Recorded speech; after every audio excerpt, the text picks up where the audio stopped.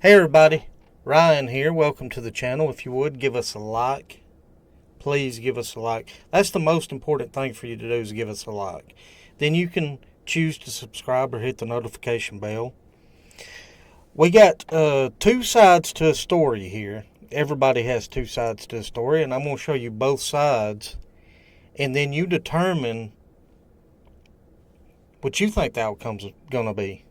We got Glenn Kirshner here. He's going to explain some of the evidence they have against Trump. And then we're going to move on to Ben Shapiro. And then he's going to sort of tell you about how there's a sort of immunity towards the president. And then I'm going to show you an article that I read. And then you can decide for yourself. So here we go. Let me just take you through a few short passages, give you a flavor of what the evidence shows Donald Trump did. So let's start with what kind of information did Donald Trump steal from the White House and take with him and unlawfully conceal down at Mar-a-Lago? Well, in the boxes were documents regarding defense and weapons capabilities of both the United States and foreign countries, United States nuclear programs, potential vulnerabilities of the United States and its allies to military attack, and plans for possible retaliation in response to a foreign attack.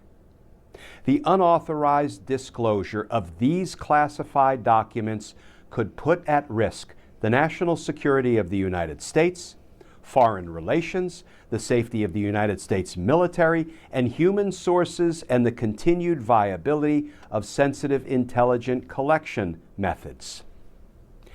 Where did Donald Trump store these boxes of highly classified national security and national defense information? Well, among other places, he kept them in a ballroom, in a bathroom, in a shower, in office space, in his bedroom, in a storage room, and of course we know, in his desk drawers, in his office at Mar-a-Lago.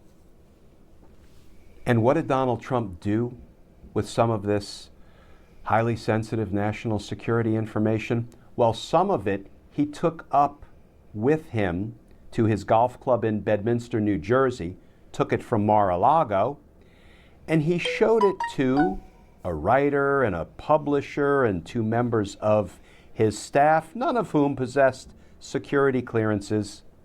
And Trump showed and described a plan of attack that Trump said was prepared for him by the Department of Defense and a senior military official. Trump told the individuals that the plan was highly confidential and secret. Trump also said, as president, I could have declassified it, and now I can't. You know, but this is still a secret. This is 6. Oh, by the way, all my sources are in the description. The videos, the full videos, if you want to go take a look at those. The link to the article, if you want to go look at it. It's 3 separate links. So if you want to check it out and watch the entire video or read the entire article, be in the description. Now that Glenn has spoke, let's see what Ben has to say about it. Let's get it.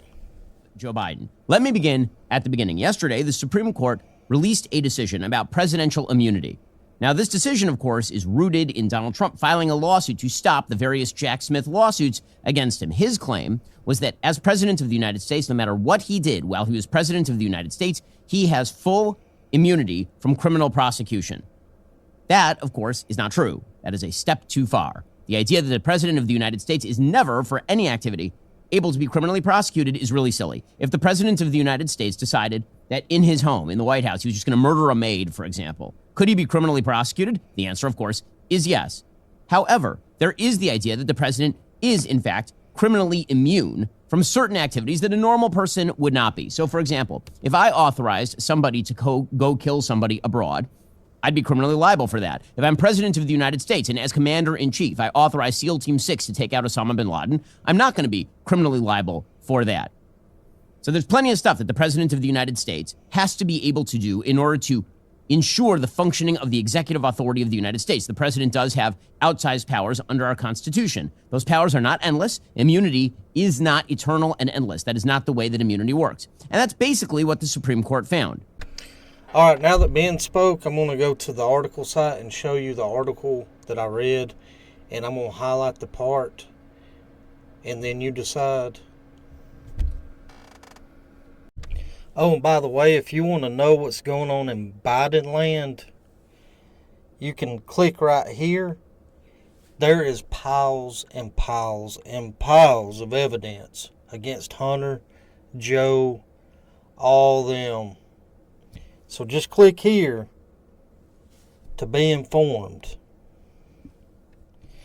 Okay, here we are. I got this. It's from NPR.org. And I just want you guys to see this. Here's another lawyer explaining what happens if you are the owner of the classified material. Well, so the president controls classified information because he's the president. The definition of classified information is material the president wants to protect. So if the president wants to disclose it, he gets to disclose it. And disclosures that would be a very serious crime if anyone else did them are almost certainly not if the president does them. So if the question is there a criminal problem here? The answer is almost certainly not. So there you have it. Give this video a like, and you tell me what you think in the comments. Let's get the comments rolling, baby.